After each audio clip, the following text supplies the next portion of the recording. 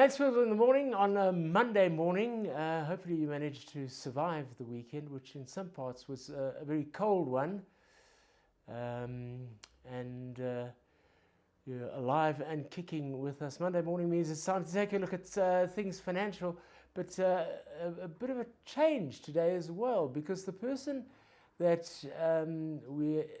Chris interviews today is not only a financial guru, but as Chris will point out, has another interest at heart as well. So Chris, without any further ado, over to you.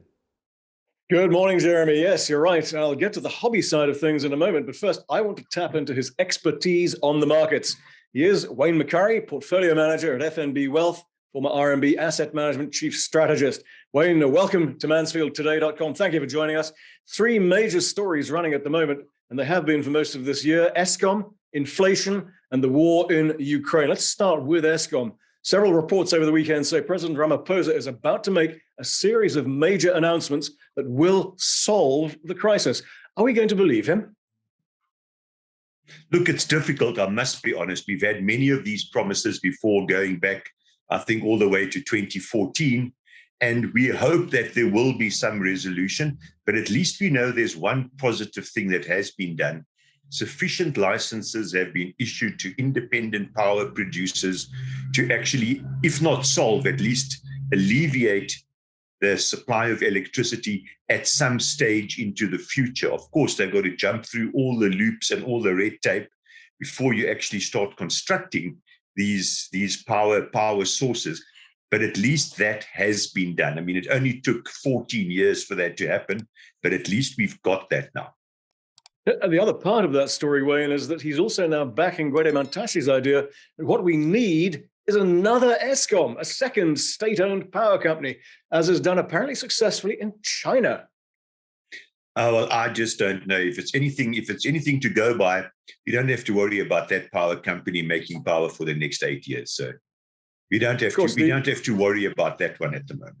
The Chinese do have the pleasant habit of executing officials who turn out to be corrupt or incompetent, which does tend to ensure the job gets done, unlike here, where they just get promoted to the cabinet. But let's talk about inflation. Last week, we had that truly shocking number in the US, 9.1%. There's now talk of an interest rate hike in the US later this month of a full 1%. What's your view? It's quite possible whether it's 0.75 or 1%. But the point is, inflation is at 9%. Now, America hasn't seen 9% since the 70s and the 80s. So it's truly a shock to their system.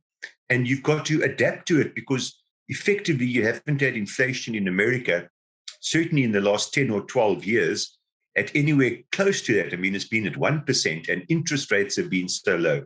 So it's not just inflation itself. It's actually how interest rates react to that inflation. And if you take the long bond, which is what everyone finances their houses on and what lots of companies borrow money at, that's gone from 0.6 to just call it 3%. Now, that's a massive increase in the cost of borrowing, and the economy, the share markets, they're still trying to work their way through this. What does this actually imply? And that's why we've seen so much weakness in the market just recently. And our own inflation also alarmingly high. The Reserve Bank meeting this week, another rate hike there in the pipeline, I would think. Definitely. But understand, everything's cyclical. We've had low inflation for a long time. Inflation's up now at very high levels. I mean, who knows what's going to happen in the future? But on every previous occasion where overall inflation has been this high, where fuel price inflation, food inflation has been this high, within, call it 18 months to 2 years later, it's actually negative. So I think there's an extremely good chance that second half of next year, we'll see substantially lower inflation and hopefully, associated with that, lower interest rates. So as I mentioned, this is all cyclical. What about the rand here, Wayne? That also looked as though it was going to come through more or less okay, but not any longer, especially against a rampant dollar. Yeah, look, the rand's always been volatile. And, the rand's only, let's call it fairly valued about 30% of the time. So 70% of the time, the rand's either too cheap or too expensive. Now, fair value still sits somewhere between 15 and 16, and the rand will eventually go back to fair value. It might be in a year's time only, and it might stop at 18 against the dollar first. But it does eventually return to fair value. So there's 2 points here. First of all, don't panic. People tend to take money overseas when the rand's collapsing and then severely regret it over the next couple of years. And the second thing is, no matter what we think, Eskom, government, politics, this is all about the strong dollar. It's got very, very little to do with the rand. I mean, the dollar hit parity against the euro. Look at the pound-dollar exchange rate. This is all strong dollar. Okay, let's talk for a moment about the war in Ukraine. I've said before that I don't think we're going to get much real stability in the markets until that is all sorted out. Again, what's your view?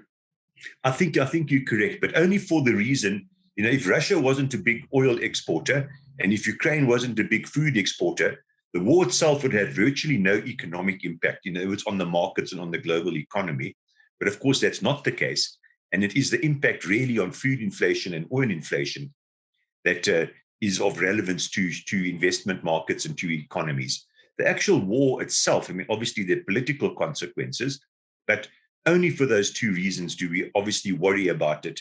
And I still think there will be resolution because the Russian economy cannot stand these sanctions. It is truly crippling the economy. That's going to shrink by 10, 15% this year. And you can't maintain that forever. You literally cannot do it economically.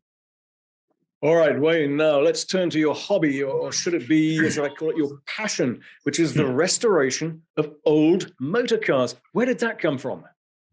Well, it really started off slowly, I suppose, like all young boys interested in motor cars. And I bought a few cars and I did a little bit of work on it. And then eventually I bought a few more cars and I did more work on them. And then, I'm in the situation where I am now, where it's got totally out of control, essentially. How many is totally out of control? People often ask me this, and I'm not too sure of a hard number, but it's probably more than 40. Give me some examples of classic cars that you have restored. Look, I've only really concentrated on Jaguars. I have had a few other cars, and it's not because of any great love for Jaguar.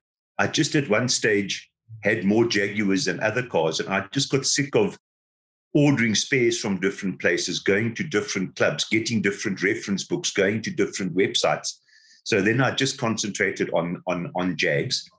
I've got Jaguars going back to 1948. The most recent one I've got for restoration is probably maybe early 80s. My daily driver is also a Jaguar, but obviously that's not part of the restoration process. And I've got most of the models. I've got the sports cars, the sedan cars, etc. But I've also worked out, my satisfaction from doing this hobby is actually restoring the cars. I don't drive them all that often. These old 50-year-old motor cars aren't that nice to drive in modern day traffic, and the brakes aren't the same, and they haven't got power steering, and they haven't got air conditioning. So it's really the restoration of the cars and finding out how they work, and suppose solving problems working with my hands rather than working, as I do normally on a computer. I find it very satisfying and I enjoy it enormously. But surely there's more than just the passion and the hobby, because classic cars are an asset class all of their own. Yes. There are some disadvantages to it. It's not a liquid. It's not like the share market or the bond market or the unit trust market where you can just decide, today I'm selling, and even if you don't like the price, you get it, So, but I'm genuinely not in it for the investment value of the cars. I've bought maybe 3 cars that were already restored that I've kept. So most of the cars I buy are literally barn finds, backyard finds that I actually restore from that point onwards. But yes, you can make money out of it, and I have made money out of it. So, fortuitously, my hobby hasn't actually cost me money, but it's genuinely not the investment value that I'm going for. It is my hobby to restore motor cars. Have you ever had a car, as you say, discovered in an old barn somewhere in a corner of the Free State that you brought back to life and then made a killing on? Yes, I have. Quite. Look, I don't actually sell that many either, as you can judge by the number of cars that I've got. But yes, I've never lost money on a classic motor car.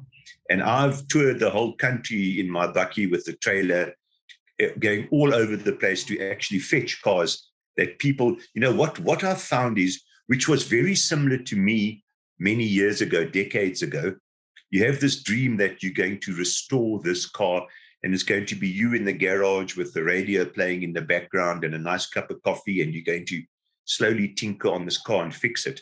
Unfortunately, you need an infrastructure, you need people to help you, you need machines, you can't do it by yourself in your double garage at home with the toolkit you bought, from Midas.